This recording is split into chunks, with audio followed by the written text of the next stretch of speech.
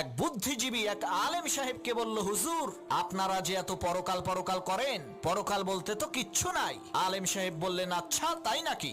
বুদ্ধিজীবী বলল, হ্যাঁ। তখন আলেম সাহেব বললেন, আচ্ছা আমি যদি এখন বলি আপনার ব্লাড ক্যান্সার হয়েছে, আপনি কি বিশ্বাস করবেন? তখন বুদ্ধিজীবী বলল, আমারে কি পাগলে কামড়াইছে নাকি এই ফালতু কথা বিশ্বাস করব? তখন আলেম সাহেব বললেন, যদি এই কথাটা কোনো বিশেষজ্ঞ ডাক্তার অত্যাধুনিক যন্ত্রের সাহায্যে চেক আপ করে আপনাকে বলে, তখন কি আপনি বিশ্বাস করবেন?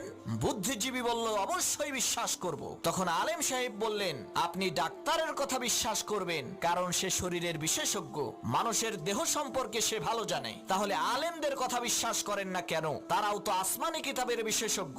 কোরআন হাদিসের মাধ্যমে তারা পরীক্ষা করে বলেন যে পরকাল আছে, মৃত্যুর পরে আর একটা জীবন আছে, জান্নাত আছে, জাহান্নাম আছে। তখন বুদ্ধিজীবী তার বুদ্ধি খাটাইয়া বলল, হুজুর আপনি ঠিকই বলছেন, আপনার কথা সত্য, পরকাল আছে।